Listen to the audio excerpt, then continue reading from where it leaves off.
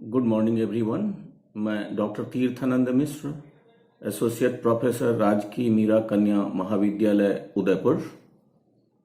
मित्रों, पूर्व के वीडियो में हमने ऋग्वेद के दशम मंडल के 90वें सूक्त, जो पुरुष देवता को समर्पित है, के प्रथम 9 मंत्रों पर चर्चा की थी।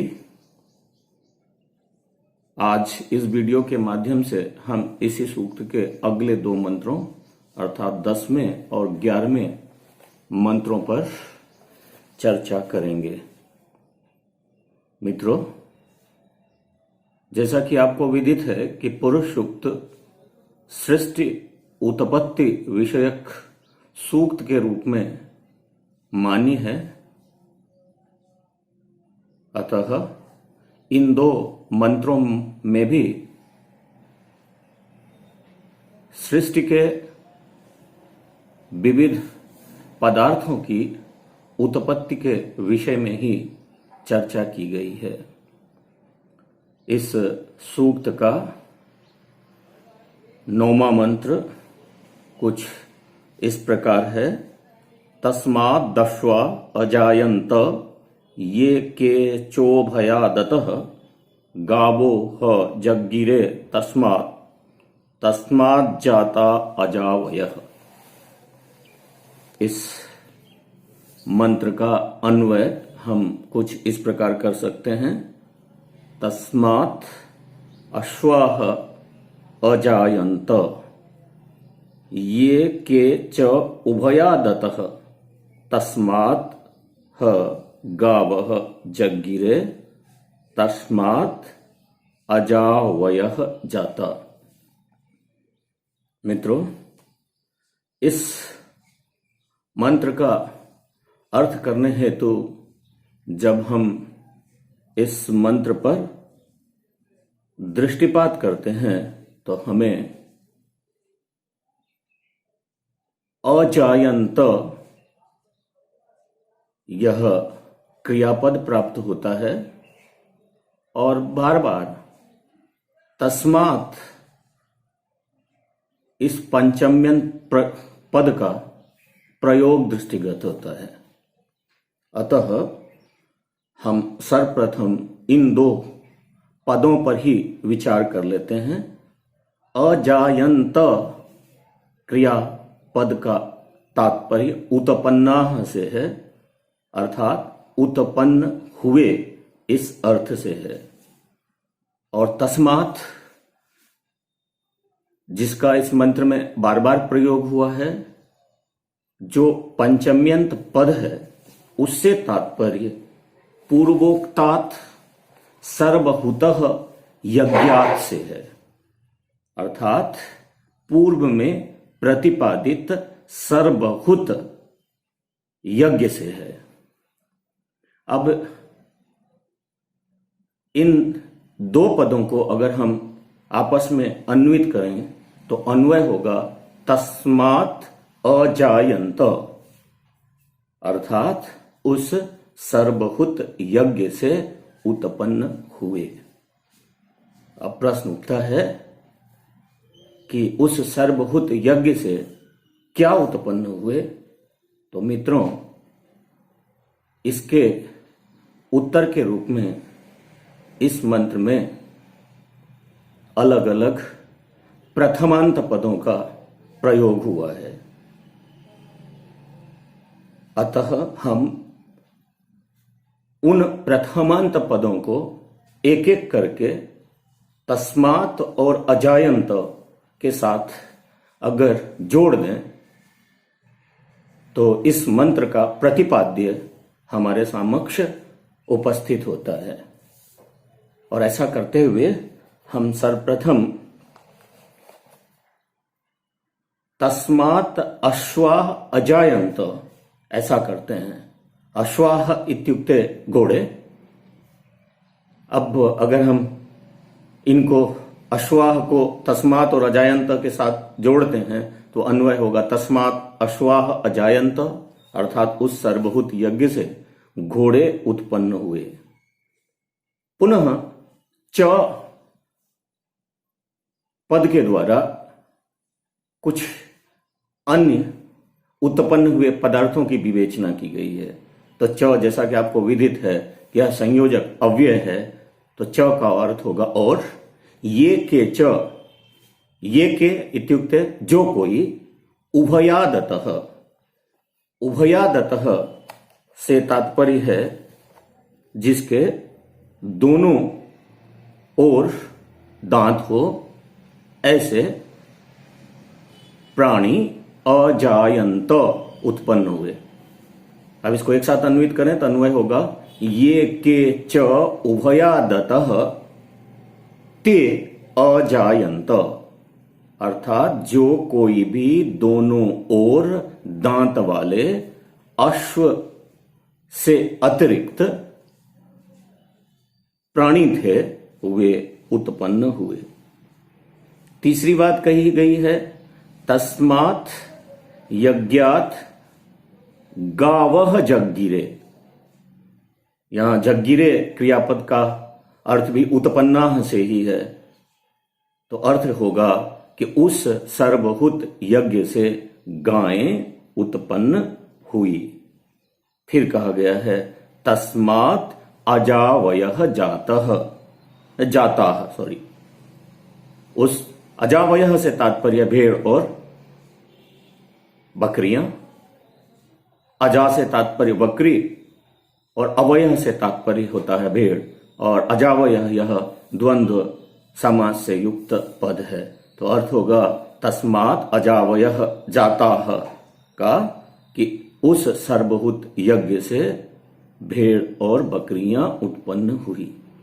अब अगर हम इस मंत्र का अनुवाद समग्र रूप से आपके सामने में प्रस्तुत करना चाहें तो अनुवाद होगा उस सर्वभूत यज्ञ से घोड़े उत्पन्न हुए तथा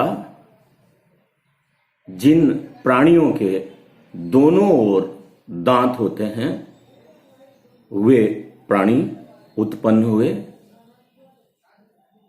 उस सर्वभूत यज्ञ से गायें उत्पन्न हुई, उससे भेड़ एवं बकरी आदि पशु उत्पन्न हुए।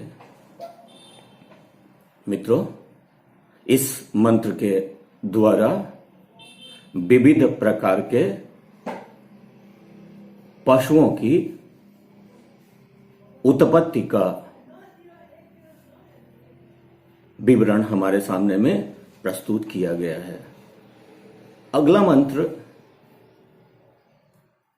प्रश्नोत्तर के रूप में हमारे सामने इस मंत्र के ऋषि नारायण के द्वारा रखा गया है और इस प्रश्नोत्तर में दो प्रकार के प्रश्न पूछे गए हैं। एक सामान्य प्रश्न है और दूसरा विशेष प्रश्न है। तो आइए इस सूक्त के अगले अर्थात 11वें मंत्र पर विचार करें। इस सूक्त का 11वां मंत्र कुछ इस प्रकार है। यत् पुरुषम व्यदधु कतिधा व्यकल्पयन् मुखम किमस्य कौ बाहु का उरु पादा उच्येते। मित्रों, इस मंत्र का अन्वय कुछ इस प्रकार किया जा सकता है। यत् पुरुषम व्यदधु कतिधा व्यकल्पयन् अस्य मुखम किम आसीत् बाहु उरु किम पादौ च किम उच्यते। जैसा कि हमने आपको पहले ही बताया है कि इस मंत्र में प्रश्नोत्तर का सहारा लिया गया है और प्रश्नोत्तर के माध्यम से इस सूक्त के द्वारा ब्राह्मणादि वर्णों की सृष्टि कैसे हुई, इस विषय को उपस्थापित किया गया है। इस मंत्र का अर्थ करने हेतु जब हम इस मंत्र पर दृष्टिपात करते हैं तो हमें सर्वप्रथम यत पद प्राप्त होता है, जहां यत से तात्पर्य यदा से है। यदा मतलब जब, तो प्रश्न उठता है कब, तो कहेंगे कि जब विराट की देवताओं ने संकल्प से सृष्टि की, तब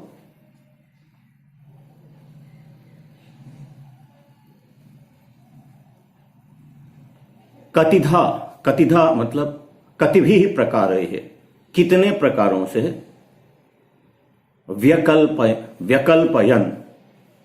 व्यकल्पयन इत्युक्ते संपादितवन्तः, संपादित किया गया, विभाजित किया गया। इसको हम इस रूप में अन्वय कर सकते हैं कि यत पुरुषम व्यदधु कतिधा विकल्पयन, अर्थात जब उस विराट रूप पुरुष को व्यदधु इत्युक्ते विभाजित किया गया, तो कतिधा कितने प्रकार से व्यकल्पयन विभाजन हुआ। अर्थात इन पदों के द्वारा हमें इस मंत्र के ऋषि नारायण के द्वारा यह प्रश्न किया गया कि जब विराट रूप पुरुष की उत्पत्ति के पश्चात उसका विभाजन किया गया, तो उसका विभाजन कितने प्रकार से हुआ। पुनः कहा गया अस्य मतलब अस्य पुरुषस्य, इस पुरुष का मुखम इत्युक्ते मुख, आननम किम मतलब क्या, आसीत मतलब हुआ। पहला प्रश्न किया गया कि उस विभाजित पुरुष का मुख क्या हुआ, अर्थात मुख क्या बना। फिर कहा गया है बाहु उरुकिम, बाहु इत्युक्ते दोनों भुजाएं और उरु इत्युक्ते जांघ, अर्थात इनकी दोनों भुजाएं और जांघ से क्या हुआ। फिर कहा गया है पादौ च किम उच्यते, च इत्युक्ते और, पादों मतलब दोनों पैर, किम मतलब क्या, उच्यते मतलब कहा जाता है।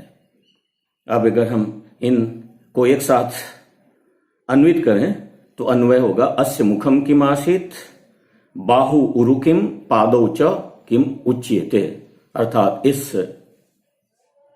पुरुष का मुख क्या बना, इनकी दोनों भुजाओं से किसकी उत्पत्ति हुई, और इनके दोनों पैर किस रूप में हमारे समक्ष उपस्थित हुए। मित्रों, इस मंत्र का अगर हम समग्र रूप से आपके सामने अनुवाद प्रस्तुत करना चाहें तो इस मंत्र का अनुवाद होगा जब पुरुष का विभाजन किया गया तो वह विभाजन कितने प्रकार से हुआ। उस पुरुष का मुख क्या बना, उसकी दोनों भुजाएं क्या बनी, और उनके दोनों पैर क्या कहे गए। मित्रों, जैसा कि हमने आपको पूर्व में कहा था कि इस मंत्र के द्वारा दो प्रकार के प्रश्न हमारे सामने में किए गए हैं, एक सामान्य प्रश्न और एक विशेष प्रश्न। तो सामान्य प्रश्न के रूप में पुरुष का कितने प्रकार से विभाजन हुआ यह उपस्थित किया गया, और विशेष प्रश्न के रूप में मुख आदि अंगों से किसकी उत्पत्ति हुई ये हमारे सामने उपस्थित किया गया है।